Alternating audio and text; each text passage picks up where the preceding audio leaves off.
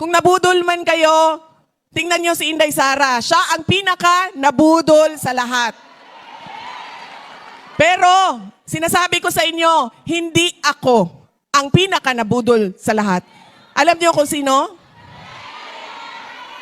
Si Attorney Vic Rodriguez.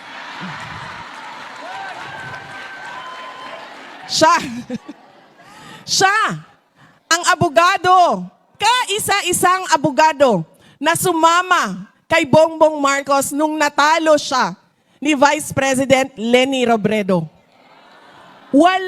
Alam niyo po, kapag wala kayo sa posisyon at talo kayo, mawawala lahat yan ng tao.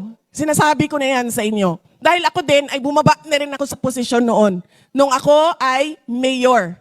At hindi na ako tumakbo pagkatapos ng term ko noong 2013. Lahat, wala na. Sabi pa nga ng asawa ko noon, Pasko ng 2012, December 2012, ang daming mga pamasko. December 2013, kasi bumaba na ako ng July 31, wala na. 2 na lang ang regalo doon. 2 na lang.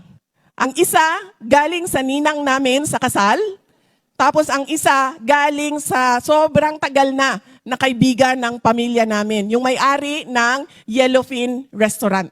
Maalala ko yan. Kasi sabi ng asawa ko, Tagalog siya, nung nakaraang taon, ang dami dito, nagpatong-patong. Sabi niya, December 2013, sabi niya, galing na lang kay Ninang, galing na lang Yellowfin. Nagtatawanan kami. Ganun. Pag wala ka sa posisyon at wala kang power, nawawala lahat ng tao. Pero si Attorney Vic Rodriguez, sinamahan niya si BBM kahit talo si BBM.